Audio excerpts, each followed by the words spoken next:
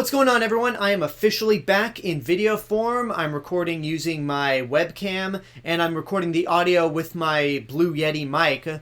I have a couple more audio reviews heading your way that I recorded before this, but I felt like it was important that I got my video set up ready specifically for Birds of Prey.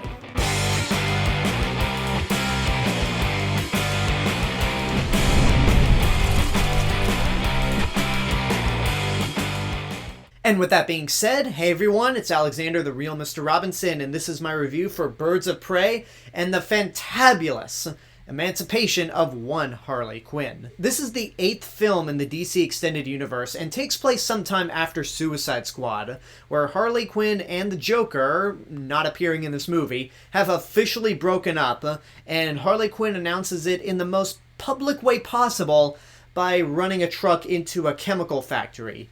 The chemical factory that the two of them met at and officially became crazy together in. But there's one thing that she didn't think about. Because she no longer is with the Joker, that means she is no longer protected by the Joker. I mean, sure, she's no longer in an abusive relationship, but without the Joker around, everyone she has wronged wants her dead. Especially when it comes to the Black Mask, played by Ewan McGregor. And at the same time, he is going after a specific jewel or diamond that's worth a lot of money. But Harley Quinn knows where this diamond is. So in exchange for not getting killed, Harley Quinn goes after this diamond. But soon she comes across a bunch of other women who have been on the Black Mask's wrong side.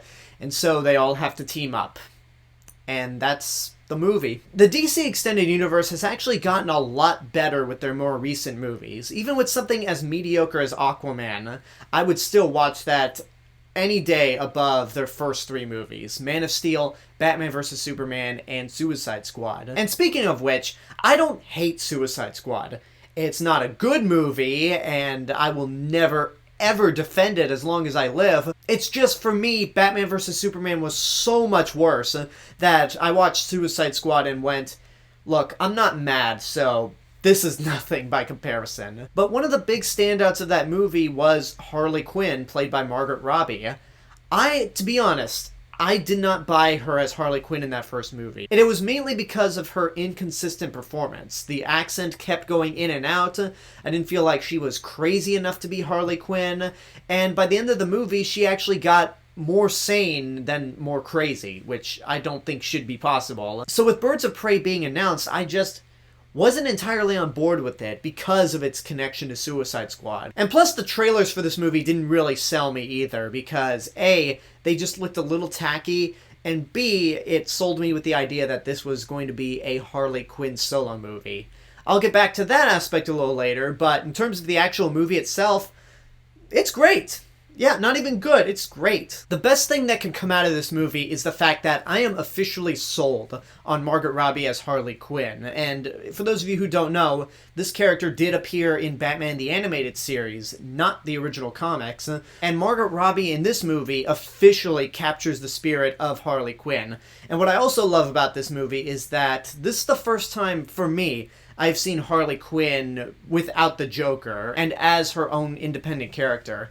I mean, there have been a few episodes of Batman the Animated Series where she's been without the Joker, but it's hard to imagine her without him and in a non-abusive relationship. And I think Margot Robbie just officially nails this role in this movie. And mainly because of her, this movie is a flat-out comedy. It's kind of like if you mixed Deadpool with the Adam West Batman and just a dash of the Warner Brothers cartoons, because it is so zany, so over the top, but so stylish in many ways. Now, when I say this movie is like Deadpool, I don't mean in the sense that it's meta. I mean, there are points with Harley Quinn where it is a very meta movie, but it's not like Shazam, where it's kind of poking fun or being a meta superhero movie. It's just in part of Harley Quinn's zany quality. And as for the R rating, the biggest worry that I had with this movie was that it was going to be rated R just to write off the success of Joker. Because that's how I feel about the R rating with Batman vs. Superman.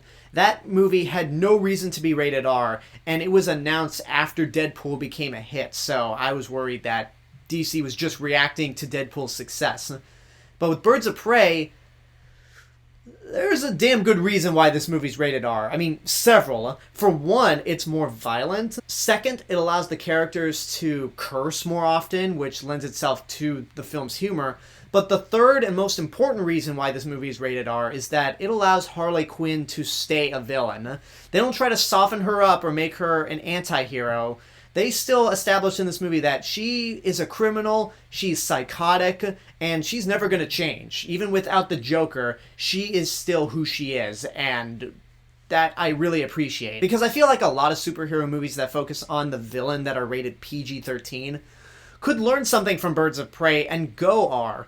I'm not going to name any names, but let's just see how things play out in the future with these kinds of movies. Now, as much as this movie benefits from being rated R, there are two moments specifically that do not work. Before I get to them, I want to talk about the villain of the movie, Black Mask, played by Ewan McGregor, who is probably the DCEU's best villain. Because I've not liked any of the villains that the DCEU has had to offer. They were either boring or they were just poor interpretations of what the characters are supposed to be. I know a lot of people don't like Jared Leto's Joker, but honestly, I prefer him over Jesse Eisenberg's Lex Luthor. But there just hasn't been a villain that has impressed me. And with Ewan McGregor, while his character is not particularly interesting per se in terms of his motivation or why he's evil, Ewan McGregor is having a ton of fun in this movie. He is over the top, he is hamming it up as much as possible. I mean, he is chewing the scenery to the point where I think you can see bite marks on the sets. But aside from that, he's not only charismatic, but he's actually damn threatening. There are a lot of points in this movie where whenever he's around, he might come across as funny at first, but if you cross him, he is going to go to some dark places. And that can work in the movie's favor when we're rooting for our heroes or anti-heroes even more, but it also can go into some dark places for all the wrong reasons, which leads me into the two scenes that I really didn't like in this movie. Two scenes in this movie that help emphasize why this movie is rated R involve one scene in a warehouse where the Black Mask's right-hand man, Zsasz, takes a knife and peels the face off of a guy who's hanging upside down. And you see the peeled off face in Zsasz's hand, and it just went to such a dark and disturbing place that it feels like it's in a completely different movie. That, and there's a moment in the movie where Black Mask is at his club, and he...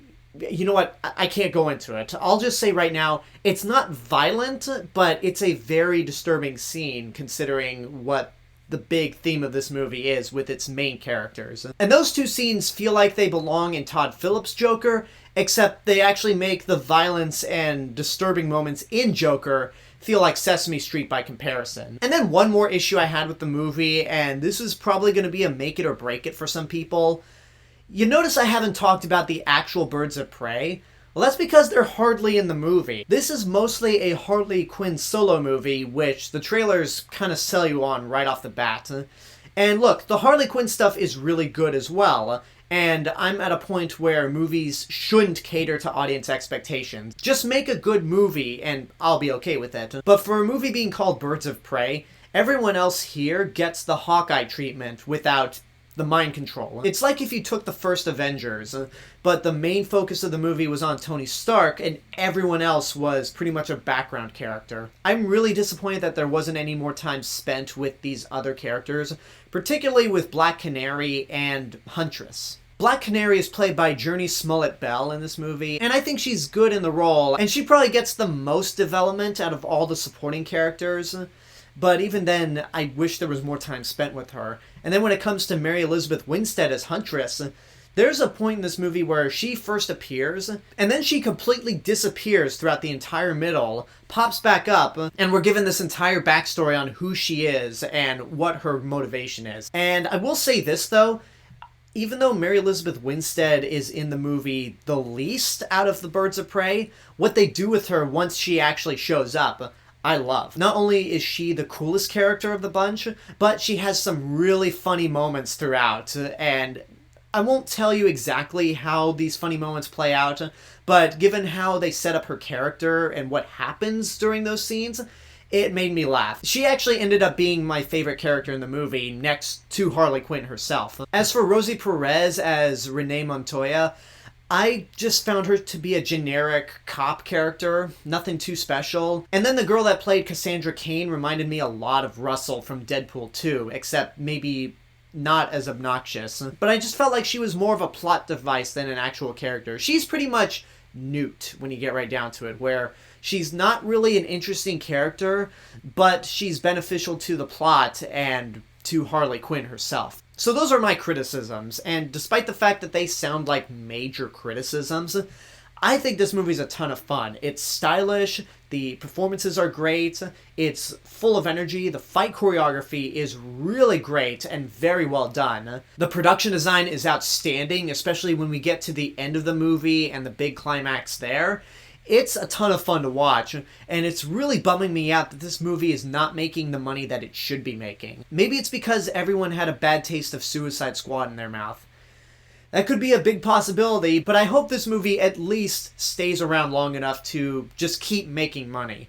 Because I feel like if a movie just sticks around in the top 5 for a long period of time, it'll make its budget back. And that's what I'm hoping for Birds of Prey, because this is worth seeing in your lifetime. With these last 4 DC movies, they've either been winning me back or just losing me completely, like with Aquaman. I think it's a mixed bag at best, but I'm not a big fan of it. Then Shazam came out, I'm like, alright, this is really cool, and I'm digging this. And then Joker came out, I'm like, well, there's some good stuff in it, but I'm not a fan. But with Birds of Prey, they won me back. So I would recommend just listening to what everyone out there is saying. It is really good. And if you're worried that it's going to be another Suicide Squad, don't, because it is not. It is infinitely better than Suicide Squad. And there you go. That's my review for Birds of Prey and the fantabulous emancipation of one Harley Quinn. And now I want to know what you guys think about the movie. If you've seen it, what did you think? Whatever the case may be, let me know in the comments below. And until next time, I hope you enjoyed this review. Don't forget to subscribe to the channel, give this video a like, leave a comment, support my Patreon page, follow me on social media, and until next time, this is the real Mr. Robinson telling you there's only one.